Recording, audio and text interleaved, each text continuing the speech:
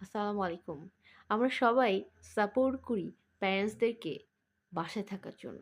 কারণ আমরা যারা প্যারেন্টস আছি, তারা যদি বাসায় থাকি, এটা বোঝায় যে আমরা বাচ্চাদেরকে সময় দিচ্ছি। আমরা আমাদের বাচ্চাদেরকে সময় দিচ্ছি। বাট আমরা মনে করে থাকি যে আমরা বাসায় আছি। আমরা আমার বাচ্চাকে পাশে নিয়ে টেলিভিশন দেখছি। আমি বাচ্চাকে পাশে নিয়ে গেম খেলছি।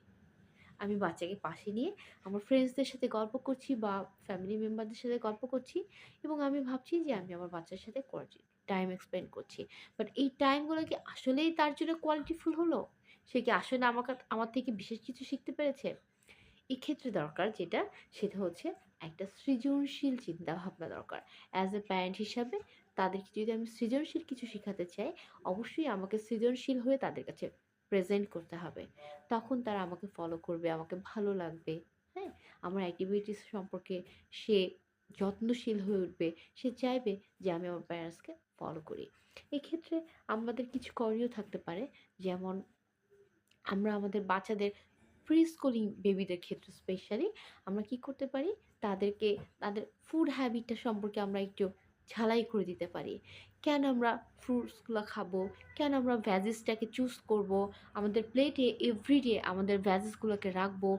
কোন ভেজিসে কী ধরনের পুষ্টি আমাদের জন্য শরীরে আ দিচ্ছে, সেটা আমাদের শরীরে কিভাবে কাজ করছে?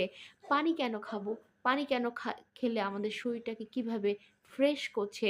আমাদের এনার্জি লেভেলটাকে কিভাবে বাড়িয়ে দিচ্ছে, আমাদের ব্রেনকে কিভাবে ডেভেলপ করছে, ব্রেনকে কিভাবে শার্প করছে, আমরা বিভিন্ন ব্যাপারে তাদের সাথে আলোচনা করতে পারি। আর যদি সে স্কুল গোয়িং বেবি হয়, সেক্ষেত্রে আমরা স্কুলে কিভাবে ম্যানার মেইনটেইন করব, স্কুলের ক্লাসগুলো কিভাবে আমরা নিজেদের মধ্যে ধারণ করব, হ্যাঁ? সেটা আমরা বাসায় এসে সবকিছু আমরা প্যারেন্টসদের সাথে শেয়ার করব।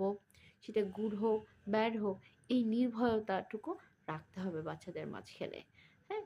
আমরা আরও কিছু করতে পারি যারা টিনেজ, তাদের ক্ষেত্রে আমরা ফ্রেন্ডশিপের লেভেলটা থেকে তাদের সাথে কমিউনিকেশন লেভেলটা বাড়াতে পারি।